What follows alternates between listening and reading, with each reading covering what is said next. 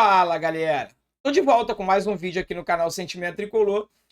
E todos nós, torcedores do Fluminense, vivos ou mortos, sabemos que se tem um setor no nosso time que é deficitário, que precisa de reforços, é a nossa lateral esquerda, né?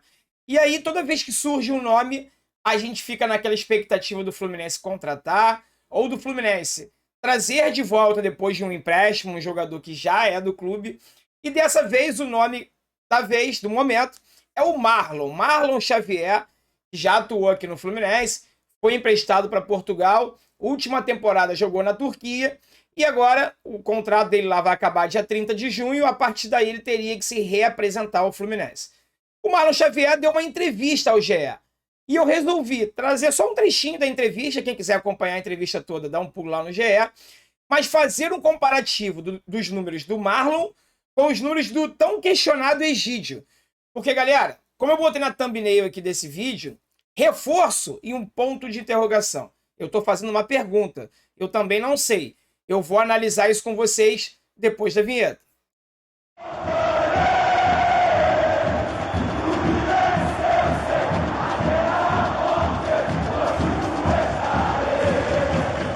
É isso aí, pessoal. Vamos chegando. Muito prazer. Meu nome é André Luiz. Aqui é o canal Sentimento Tricolor, a casa do torcedor do Fluminense. Então, se você ainda não for inscrito no canal, por favor, se inscreva, deixe o seu like, deixe o comentário. E não esquece de ativar todas as notificações para você não perder nenhum conteúdo que sai aqui, tá? O Fluminense está jogando Campeonato Brasileiro, Copa do Brasil, Libertadores. Se você não quiser perder nenhum detalhe, nenhuma informação, aqui no link da descrição, galera, tem o aplicativo OneFootball. É só você clicar nesse link, baixar, é 100% de graça, é parceiro do canal, é parceiro da CBF também, então traz notícias em primeira mão sobre o Campeonato Brasileiro, Copa do Brasil. Então não perde tempo, vai aqui no link da descrição e baixe o aplicativo OneFootball, tá legal? Vamos lá, pessoal, eu vou botar de cara aqui agora um trechinho da entrevista que o Marlon deu pro GE, tá? Só para vocês terem uma real noção se ele quer jogar no Fluminense, se ele quer voltar a ser emprestado ou não, o que se passa pela cabeça do Marlon. E depois eu vou... Aí já é um material meu que eu preparei. Eu fiz um comparativo dos números da última temporada do Marlon com a última temporada do Egídio. E aí a gente vai poder saber se é reforço mesmo ou não. Qual a diferença de reforço para contratação? Contratação é aquele cara que você traz para compor elenco. Reforço é aquele jogador que chega para ser titular. Aí a gente precisa de reforço. Porque na lateral esquerda, nós já temos 4 nomes.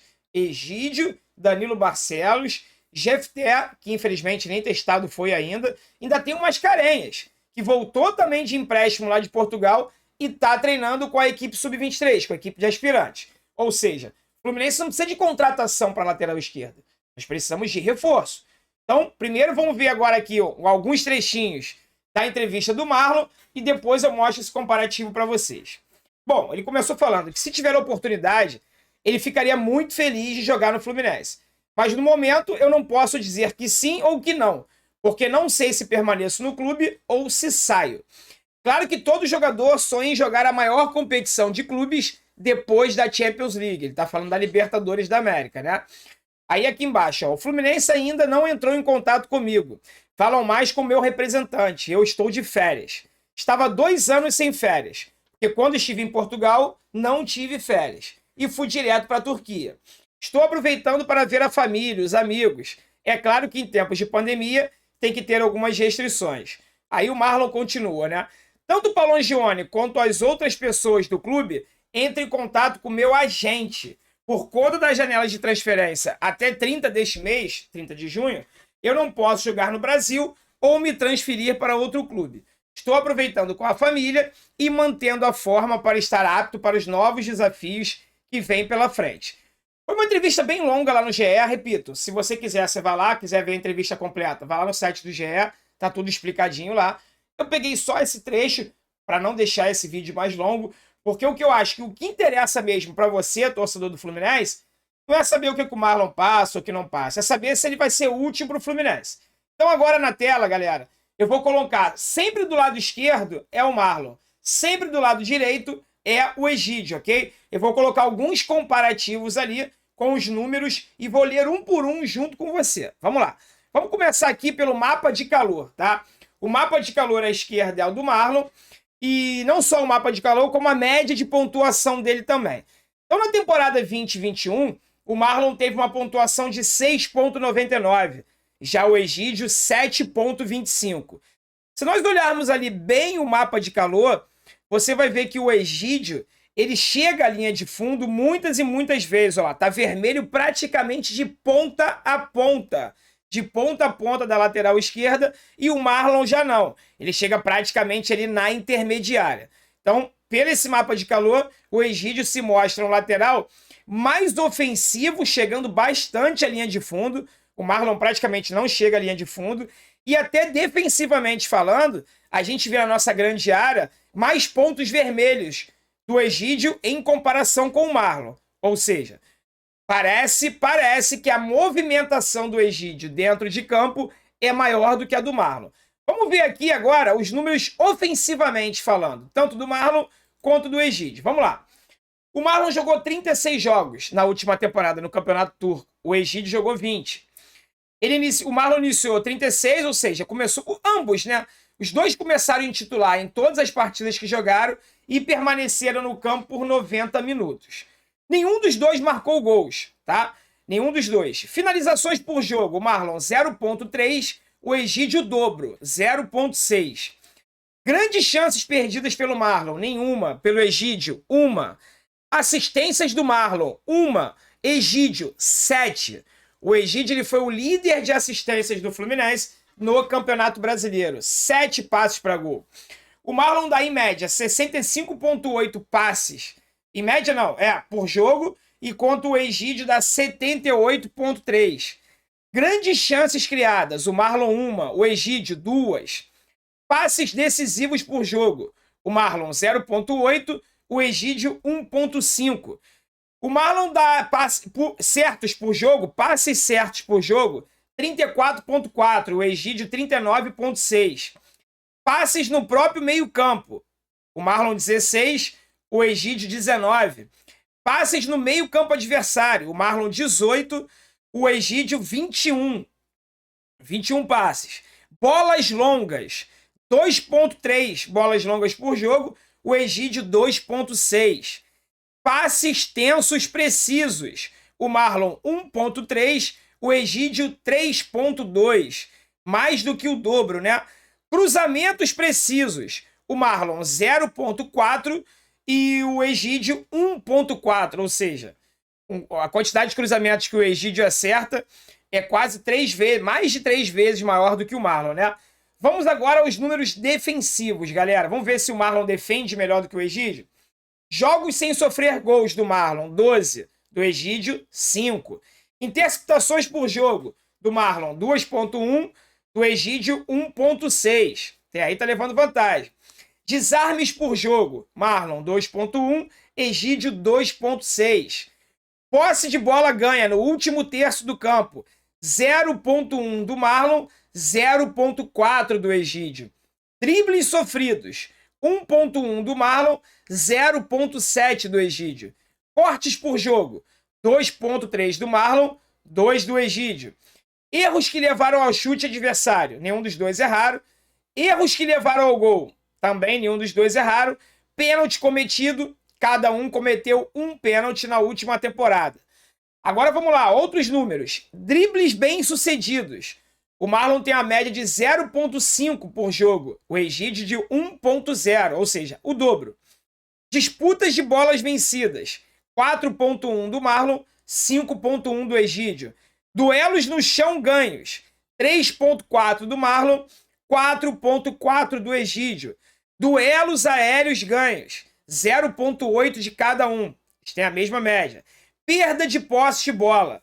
12,4 para o Marlon, 18,7 para o Egídio. O Egídio perde mais a bola do que o Marlon. Faltas. 0,8 do Marlon, 1,2 do Egídio. Faltas sofridas. Igual os dois. 0,8 de cada um. Impedimentos. O Marlon nunca ficou impedido e o Egídio praticamente também não. 0,1. Bom, galera, o que esses números mostram pra gente? Números frios. Temporada de um, temporada de outro. os números do Egídio são muito superiores aos números do Marlon. Ou seja, para trazer um jogador que vai ter um desempenho em campo pior do que o que está atualmente, não adianta, na minha humilde opinião. Repito, nós já temos 4 laterais no elenco, tá? E se o Egídio vem sendo utilizado, é porque, a critério do treinador Roger Machado, considera dentro daqueles que estão ali. Claro, o Mascarenhas chegou agora, o GFT também não foi testado. Eu acho que não tem nenhum grau de comparação, né, do Egídio com o Mascarenhas e com o GFT. Na verdade, o grau de comparação é do Egídio com o Danilo Barcelos, que é seu reserva. E agora eu fiz uma comparação aqui do Egídio, dos números, né, da última temporada do Egídio com a última temporada do Marlon. E para mim fica muito claro que o Egídio é muito superior e que talvez essa volta do Marlon, esse retorno, não vale a pena pra gente. Vai inflacionar mais os nossos cofres, vai ser mais um jogador que o Fluminense vai ter que pagar salário e de repente não vai acrescentar em absolutamente nada. O que eu queria dizer para vocês é o seguinte: todos nós ficamos muito chateados com o Egídio, principalmente pela falta de regularidade dele, mas não é de um jogo para o outro, não, é dentro da própria partida. O Egídio ele consegue a façanha de ser o melhor jogador do Fluminense no primeiro tempo e na volta do intervalo ele se tornar o pior jogador da partida. Essa instabilidade é o que incomoda a gente. Mas não dá para falar, na minha humilde opinião, que o Egídio é caneleiro, que é ruim de bola, que ele não tem qualidade. Ele tem qualidade.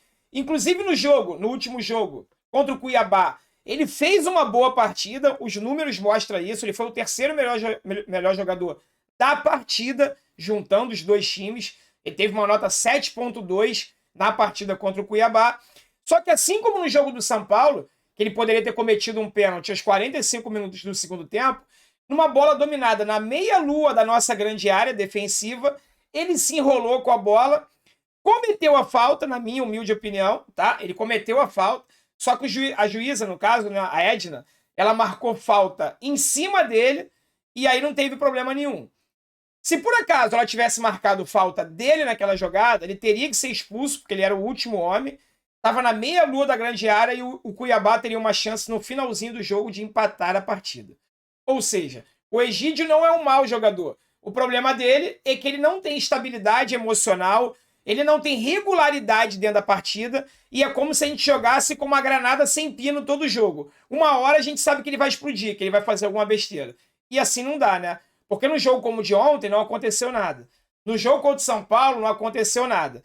Mas em compensação, contra o Bragantino ano passado no Campeonato Brasileiro, ele junto com o Dodi erraram uma bola fácil que originou o gol da vitória do Bragantino. Isso é só um exemplo, tá? Que numa Libertadores, numa decisão de Copa do Brasil, onde os jogos são muito equilibrados, uma falha dessa dele, uma desatenção dessa dele, pode definir a nossa desclassificação, a nossa eliminação de uma competição importante. Então por isso que a gente reclama tanto e pede reforço para a lateral esquerda. Só que o Marlon, pelos números, não seria esse jogador.